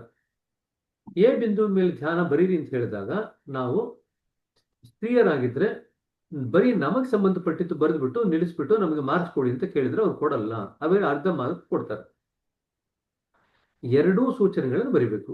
ಮಹಿಳೆಯರಿಗೆ ಇದು, ಪುರುಷರಿಗೆ ಇದು ಅಂತ ಹೇಳಿ ಎರಡನ್ನೂ ಬರೆದಾಗ ಯಾಕೆ ಮಾಡ್ತೀವಿ, ಯಾವಾಗ ಮಾಡ್ತೀವಿ, ಹೇಗೆ ಮಾಡ್ತೀವಿ, ಇಷ್ಟನ್ನೂ ಬರೆದಾಗ ನಿಮಗೆ ಪೂರ್ತಿ ಅಂಕಗಳು ಸಿಗತ್ತೆ.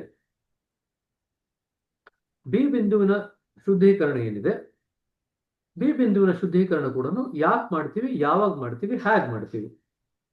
ಸಾಮಾನ್ಯವಾಗಿ ತಪ್ಪೇನ್ ಮಾಡ್ತಾರೆ ಬಿ ಬಿಂದುವಿನ ಶುದ್ಧೀಕರಣದಲ್ಲಿ ಅಂತಂದ್ರೆ, ದ ಗ್ಲೋ ಆಫ್ ದ ಆತ್ಮನ್, ಆತ್ಮದ ಪ್ರಭೆ ಹಿಂದಿನಿಂದ ವ್ಯಕ್ತ ಆಗ್ತಿದೆ ಅಂತ ಏನ್ ಬರಿಬೇಕಲ್ಲ ಅದನ್ನು ಬರೆಯೋದು ಬಿಟ್ಬಿಡ್ತಾರೆ. ಬರೀ ಮೊದಲನೇದು ಮಾತ್ರ ಬರೆದ್ಬಿಡ್ತಾರೆ. ಹಾಗಾಗಿ ಸುಮಾರು ಜನ ಅಂಕಗಳನ್ನ ಕಳ್ಕೊಳ್ತಾರೆ. ಸರಿನಾ? ಇದಾದ್ಮೇಲೆ ಇನ್ನೊಂದು ಪಾಯಿಂಟ್ ಏನ್ ಬರೆದಿದ್ದಾರೆ, ಎ ಬಿಂದುವಿನ ಧ್ಯಾನ, ಬಿ ಬಿಂದುವಿನ ಶುದ್ಧೀಕರಣ ಎರಡು ಕಡ್ಡಾಯವಲ್ಲ. ನಮ್ಮಲ್ಲಿರ್ತಕ್ಕಂಥ ಸ್ಥೂಲತರವಾದ ಪ್ರವೃತ್ತಿಗಳನ್ನು ನಿವಾರಣೆ ಮಾಡ್ಲಿಕ್ಕೋಸ್ಕರ ಅದನ್ನು ಕೊಟ್ಟಿದ್ದಾರೆ. ಅದರಿಂದ ನಮ್ಮ ಗಮನ, ನಮ್ಮ ಸೂಕ್ಷ್ಮತೆ ಪ್ರಜ್ಞಾನದ ಎಡೆಗೆ ಹರಿಲಿಕ್ಕೂ ಕೂಡ ಅದು ಸಹಾಯ ಮಾಡುತ್ತೆ. ಹಾಗಾಗಿ ಎಲ್ರಿಗೂ ಕೂಡ ಇದು ಅಭ್ಯಾಸ ಒಳಿತು ಅಂತ ಎಲ್ರಿಗೂ ಹೇಳ್ಕೊಡ್ತೀವಿ.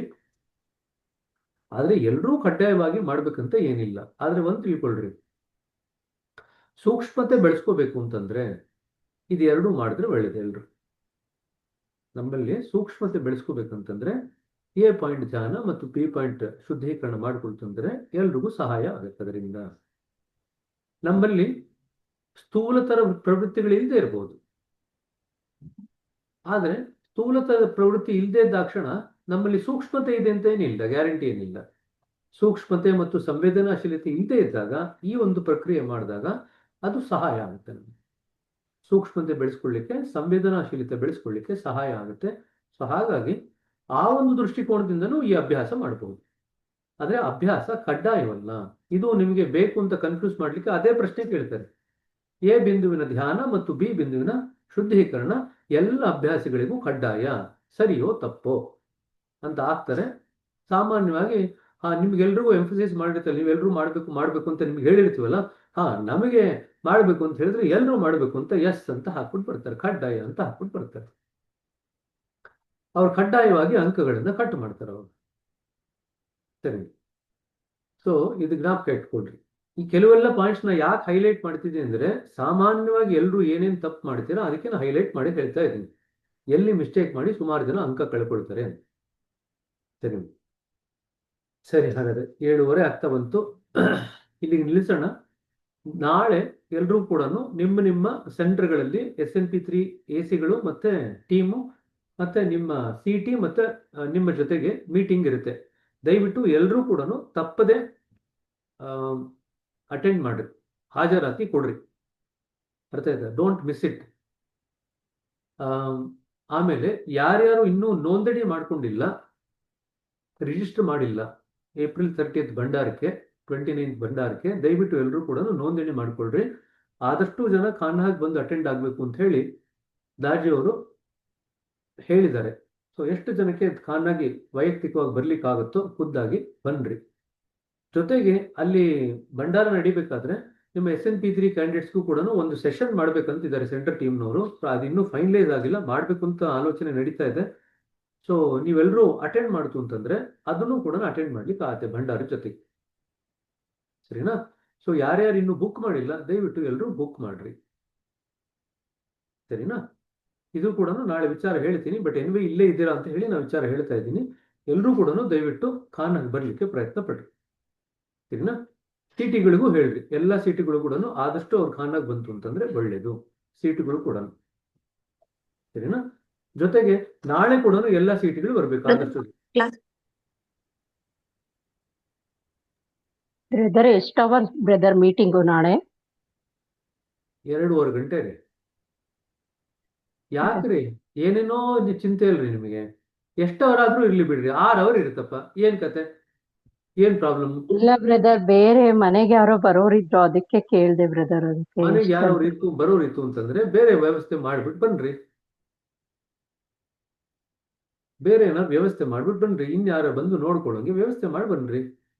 ಯಾವಾಗ್ಲೂ ನಾವು ಯಾವುದೇ ಕಾರ್ಯಕ್ರಮಕ್ಕೆ ಹೋಗ್ಬೇಕಾದ್ರೆ ಯಾವಾಗಪ್ಪ ಮುಗಿಯುತ್ತೆ ಅಂತ ಮನಸ್ಸಿನಲ್ಲಿ ಆಲೋಚನೆ ಇಟ್ಕೊಂಡು ಹೋಯ್ತು ಅಂತಂದ್ರೆ ನಾವು ಆ ಕಾರ್ಯಕ್ರಮದಲ್ಲಿ ಭಾಗವಹಿಸಕ್ಕೆ ಆಗಲ್ಲ. ಈಗ ನೋಡಿ, ನಾನು ನಿಮಗೆ ತೋಳ್ತೇನಲ್ಲ ಬೆಳಗ್ಗೆ ಎದ್ದು